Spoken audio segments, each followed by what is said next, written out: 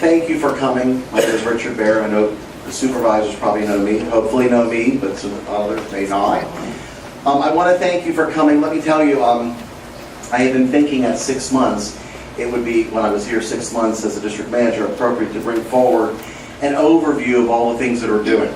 A lot of times I'll say to Brittany Wilson, Sam Wardenby, Chief Kane, it doesn't feel like we're doing a lot of things. Are we getting it all done? And we refer back to the plan and they say, we're getting it done. We're doing a lot of things. The struggle is how to share it not with 5 or 7 county administrators or county commission or city council members or town council members, but over 100 board directors, committee members, and board supervisors. So that's the kind of the tough part of this job, and the enjoyable part of this job too. So let me tell you, the first 6 months, looking back, I have to tell you that this is the dream place, the dream job with a dream team. So you should feel very comfortable. I really have enjoyed it, and I think my staff has too. And they feel compelled to say yes, but I won't even look over there. They can make their own faces. So, but hopefully they've enjoyed it, and hopefully you have as well. Just a few things. I want to thank my staff for the hard work they've done, for taking on the initiatives, and for working on this presentation, and being really, truly a part of the change we're going through. So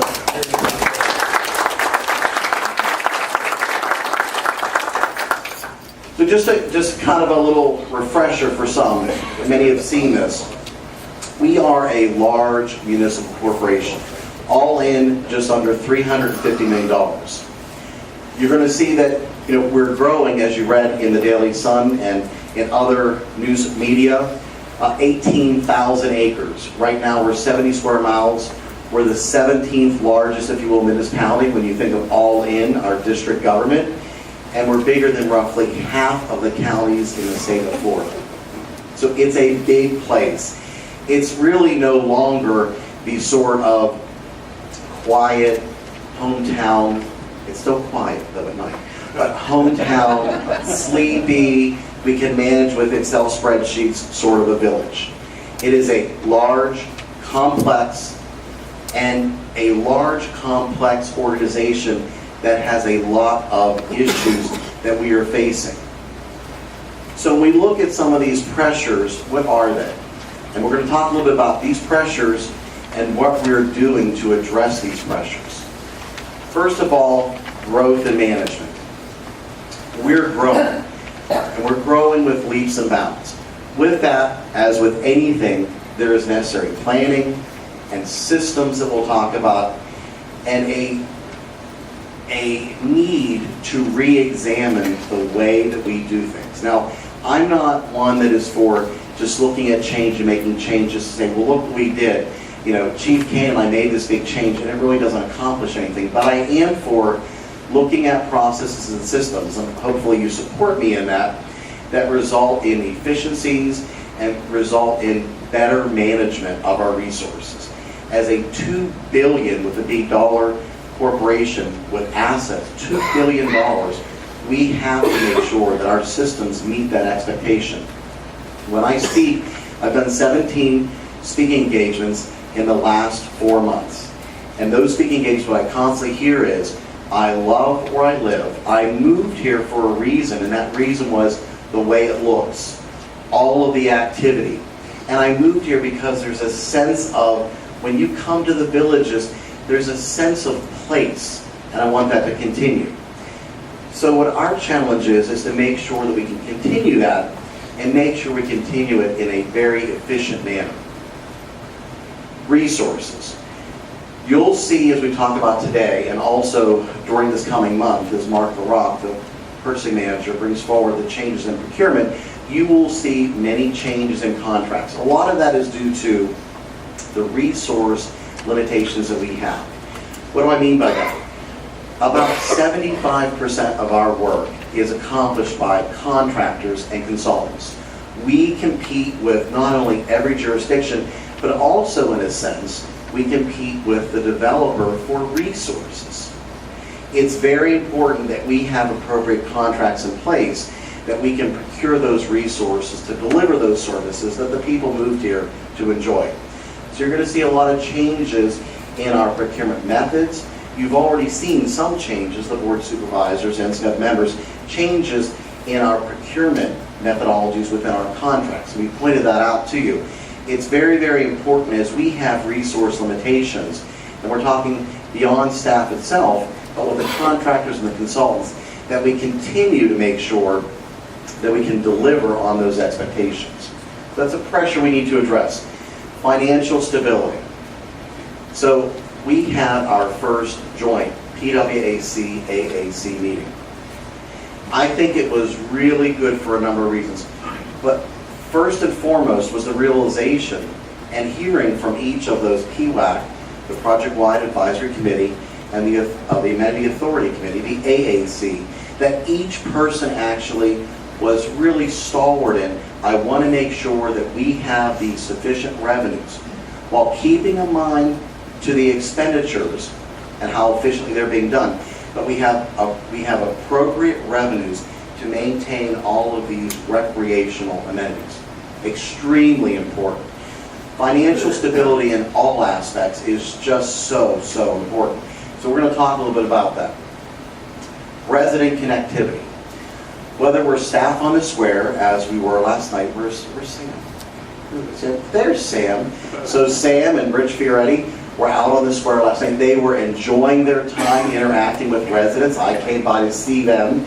And whether we're on the square, we're at Resident Academy, we're doing CDD orientation, speaking engagements, I'm at someone's house on an environmental book club, as it was last Monday for 4 hours going through environmental initiatives. All of those things are extremely important. E-notification, the emails, incident reporting, the asset management we'll talk about, resident connectivity, making sure that people understand how they can connect with their government. So we are really pushing all of these sorts of ways that we can connect. Last year, I discontinued after a lot of research, a lot of discussion, and really a lot of struggle internal, Welcome Wednesday. It just was something that was so successful and outgrown its initial mission. So we need to keep searching for how we can engage our residents as our population demographics change. Change itself. Each of you, each of us, and as a team, the district government has a certain capacity for change. There can, right, Brittany? There can only, and she reminds me of this, she's like, no more until next month. So we have to make sure that we are not outstripping the capacity of our organization, our contractors, and our district boards and committees. So this is the reorganization. Just, you've seen this, I know you can't view this. This, I'll underscore, does not meet PowerPoint guidelines. Okay. So, major reorganization here with the appointment of Kenny Blocker, who was the finance director, as the assistant district manager. Really grouping together all those budget, finance, risk management, procurement, and special projects relating thereto all together. Cross-training. A number of people doing different but yet similar things. Making sure that there is appropriate cross-training. We'll touch on that as well as Ms. Duncan. Over here, already seeing a lot of the fruits of our labor. This is the Carrie Duckett, Candy Dennis, Community Standards, Customer Service. Many people said, why are we marrying them together? Hopefully in the last 9 months, people have seen the fruits of the labor and marrying together these individual transactions, as I call them, with community standards, with customer service and the cross-training, and the additional measures of reformatting the agenda. It sounds so simple, but grouping those like things together and taking those applications, hundreds of applications every Wednesday. This past Wednesday, 105, I believe. Making sure, I mean, these are volunteers that are there for 3-4 hours that used to be there routinely for 5-6 hours. Making sure that we're using technology. It was so frustrating for me to look at a board, a committee board, that was having to look down individually at laptops, and no one was on the same page. Are you looking at the red mark here on page 47, 2 feet from the side? Oh no, you're over here on page 4. Now we're utilizing our technology. Taking those things that have already gone through a petition process and making sure that we don't have our residents who are trying to reinvest in their biggest, for most people, investment, their house, trying to improve it, have to go through another approval process with the ARC when the villa unit has already gone through a petition process, and the color palette and other things have already been preordained, if you will. Making sure that when someone is out on vacation, that we don't have to be paying overtime for someone as they fill in from this counter to this counter to this counter, all within a 15-foot radius. These are things that a dynamic and nimble government should be expected to do every day, cross-track. And then I would say, maybe not most importantly, but really what is going to be our biggest endeavor is under Brittany Wilson with the clerk's office and also with IT, bringing forward 2 major projects. BS&A, the second phase, which will be discussed by Brittany in a lot of detail, of our financial platform, gaining tremendous efficiencies, removing human error with a number of repetitive actions that we now have to do, and bringing our financial system really leaps and bounds to current and looking to the future. And my personal favorite, asset management, where we have our resources, and we'll be able to look at this center and a similar floor plate and be able to manage it on a system basis comparative level. Using Geographic Information System, GIS system information, we'll be able to put together the Barber case budgets, making sure that we have efficiency and really not just a surface level review, which is really right now pretty much what we can do given the Excel spreadsheets we're using. So extremely, extremely important. So with our district government reorganization, it's not a mistake in 2018. For some, it seems like many years ago. Looking back when I did this in July, these were the things that I said to you that we were going to start out on a road to accomplish. Enhanced communication, transparency, enhanced customer service, and systems and analytical decision making. Building on the positives of the past, looking for the necessity of the future and planning for that. So I was thinking about how we capture, we've got our core values that we've all embraced. And if you haven't embraced those, then you're really in sort of the wrong dream team, because this is where we are with hospitality, stewardship, hard work, innovation, and creativity. Behind the scenes, what you don't see what we're doing is, we're actually, as a senior management team, starting to roll out the process of defining exactly what we do. Now, we know that the chief here, Chief Kane, he runs a fire department, but there are many specific things that are measured. Well, what are those things we're looking for as to improvements in the coming year? Whether it be accreditation that he'll touch on, whether it be enhanced fire service and response times that he'll touch on, the fleet maintenance portion of his VPSD and the efficiencies there, what Mr. Blocker will touch on. So, making sure that we have appropriate goals set and measuring how and if we accomplish them, and then coming around and saying, how do we improve upon what we do? Extremely important. And if we're having issues, strengths, weaknesses, opportunities, threats, how do we reflect that in our strategic plan, which we're working on? So the initiatives of that we talked about on the bottom, that we're going to highlight a little bit in just a second. We also have been moving forward with the master plan for communication. And Mrs. Duckett and I and a team of senior staff members have been working on that. Again, how do we engage our residents? Strategic plan I mentioned, procurement. This month you're going to see a lot of changes in our procurement process. and employee onboarding. How do we make sure that we not only have succession planning for our emerging group of leaders, how do we make sure that we as senior leaders are keeping abreast of all those current technologies, current management and leadership sort of ideas within the industry? How do we make sure that we're planning for tomorrow? So with that, I think, oh no, a couple more for me. You get to hear me for a few more minutes.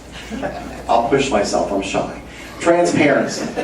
So what did we do? You know that. Transparency. What have we done with transparency? Well, for your 1,250, roughly, full-time and part-time staff, we've held momentum staff meetings. Momentum, basically building on the positive of the past, moving into the future, and enhancing what we're doing. All hands on deck, hearing what is happening from an operational, strategic management, capital project standpoint, interacting with the employees, very important. Board of Supervisors photos on the webpage, and that's not just so that you have a series of groupies following you around. That's actually to make sure that the people that elect you can recognize you. I mean, do I want people to walk into a meeting and say, "Are you Don Deacon?" And I said, "That's that good-looking guy right there." You know. So I actually think it's extremely important for each of the people in your respective areas of constituency to make sure that you understand what that connection is and they understand who you are that represent them in those areas. Reformatting the consent agenda. Very important. We have pulled off from a mass approval process in the consent agenda and are now individually reviewing items. What does that do? That helps your residents that may be at the meeting, your media that are covering the meeting, and staff individually give an overview and an opportunity for clarity on each item. Very important. District manager staff updates.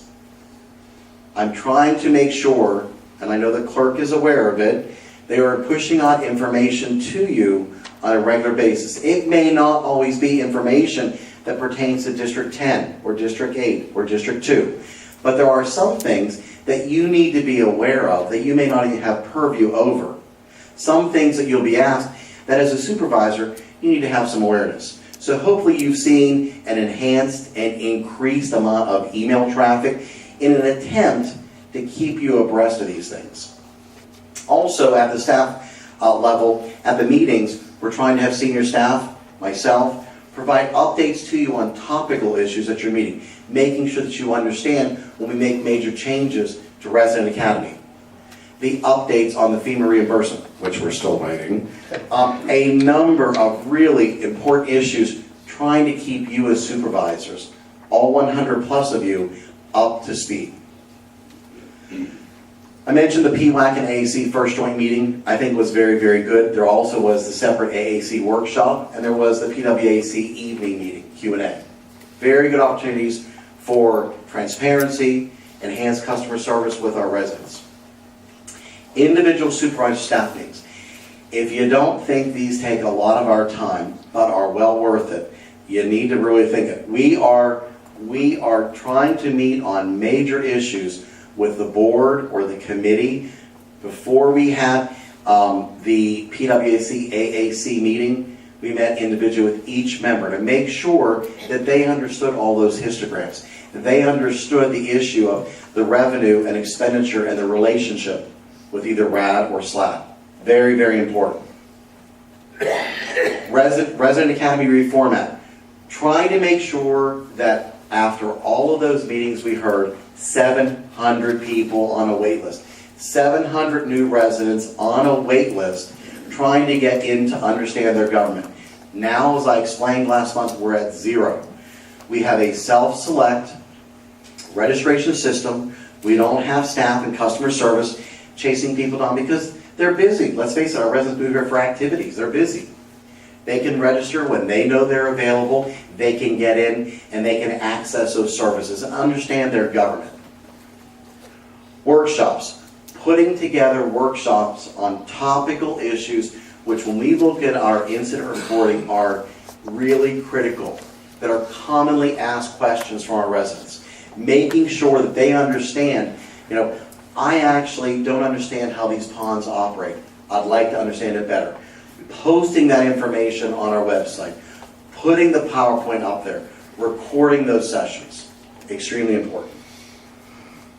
And what you're going to hear about today, new financial reporting, insofar as from our finance director. Making sure that the 20-some pages you get are reduced down into a readable, understandable format for you and your resident constituents. And now, Mrs. Duckett.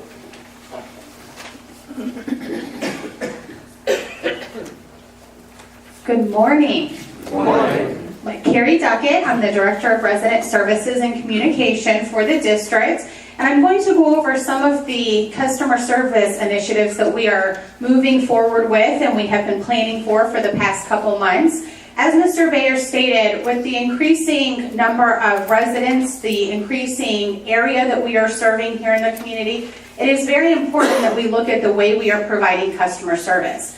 And one of the most exciting changes that I would like to give you information on is with our new customer service satellite office that will be opening up this summer, approximately in June. We are utilizing a very enhanced cross-training process to make sure that when residents visit our office at Lake Sumter Landing, or maybe they live down in the New Finney area and would like to visit this new satellite office, that they can receive the same types of services that they can receive in visiting our main office at Lake Sumter Landing. So with only 3 staff members at this new satellite office, we will be providing all of the customer service related services. So for example, replacing IDs, gate cards. If we have residents that need to turn in an application for the Architectural Review Committee, we will have a representative from the finance department that will be able to help residents with their monthly utility bill, or maybe they have questions about their bond. So we are really enhancing the training that we have at customer service in all of the departments to make sure that we can provide that enhanced customer service regardless of the location that residents choose to go. Another way that we are enhancing our customer service is through our weekly bulletin. As Mr. Bayer stated, we canceled the Welcome Wednesday portion of that because we just didn't have the residents coming to obtain the information because they could obtain it all online. So rather than saving some of that information to provide in person, we are making sure that that weekly bulletin has all of the information that we need to provide to residents on a weekly basis. And if you haven't signed up to receive that weekly bulletin through e-notification or helped pass that information on, that is a great opportunity for you to help us make sure that residents are aware of the publication and that they are signed up to receive it every week through e-notification. We also don't just want to enhance the customer service that we provide to residents, but we also want to enhance the customer service that we are providing to you, to our elected officials and our committee members, through the board policies and procedures that you were working on through with Mrs. Wilson. We want to help you provide optimal customer service to all of your residents as well. So you've been working through that with Ms. Wilson, and I believe you're going to continue working through that over the next set of meetings on your board policies and procedures, how we can help you provide customer service to your residents, and making sure that we are providing customer service to you as well. And then finally, we've been providing a lot of updates to you recently on the Architectural Review Committee, and Mr. Bayer gave you a quick overview as well. Again, we want to make sure that the Architectural Review Committee, who works with approximately 100 residents every single week, that we are helping them to provide customer service, and that we are providing all of the information that they need to help residents improve the property that they have invested in. So we have enhanced our application. We have increased the amount of information on our website to help residents walk through that application process, making sure that they understand what they need to submit. And we've increased the training in the Community Standards Department to make sure that they are comfortable sitting down with residents and gathering all of that information that the committee needs. So we are working very hard with all of you and all of the committee members and residents on increasing the amount of customer service that we provide residents. And again, a new and exciting one is going to be with our satellite office approximately in June. I did not say where it is going to be. We are going to be sharing a location with Station 47. The fire station that is going to be located off of Morris Boulevard, just south of where we are now. So it is a quick jump away from here.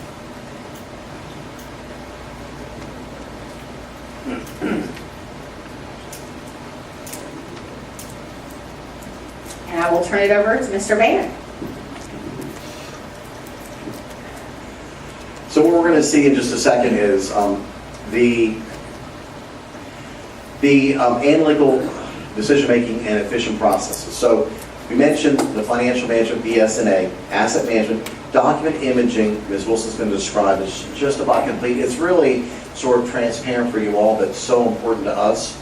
Financial reporting, the IAC, we're going to have Kenny go over, just going to be a little update and overview of that. And then our service level agreement with TSG, very, very important. So I want to hand it over to Ms. Wilson.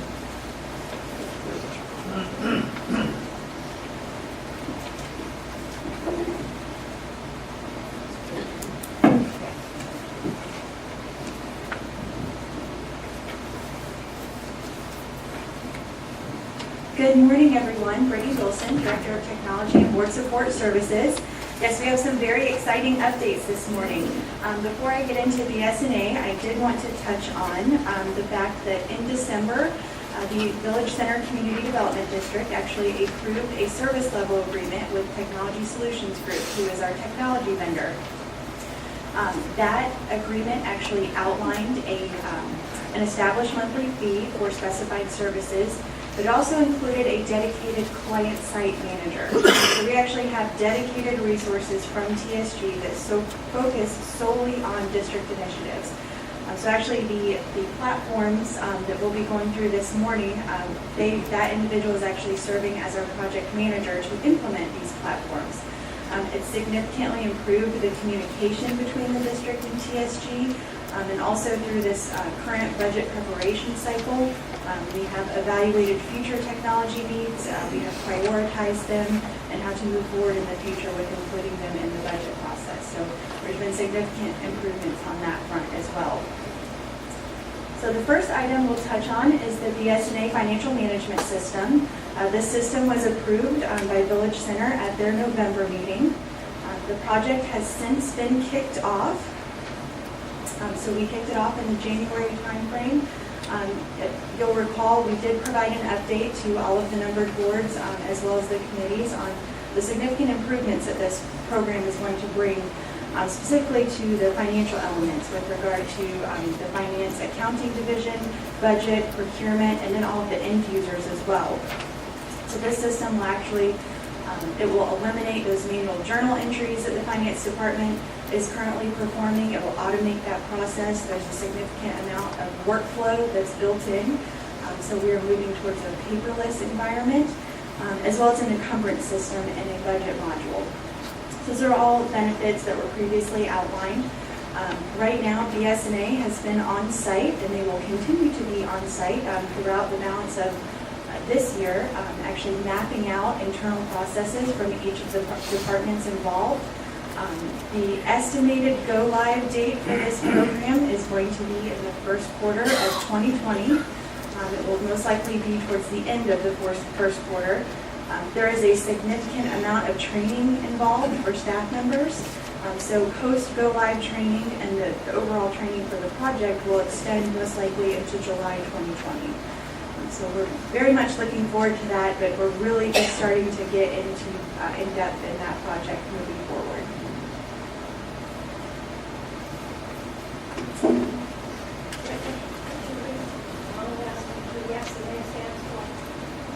BS&A is actually the name of the company. Those are just the initials, yes. It's BS&A Incorporated, I believe is the name of the company. So we also previously provided an update on the document management system. One of our immediate concerns moving forward with these three platforms is the document management system that we were utilizing at the time, known as DocuSphere. It was on a server that was no longer receiving those necessary security updates. So we had to find a solution relatively quickly to move off of that platform to mitigate that risk. We're very excited to state that within the last 2 weeks, we have actually migrated off of DocuSphere. That has been taken off of our network. Working with TSG, they actually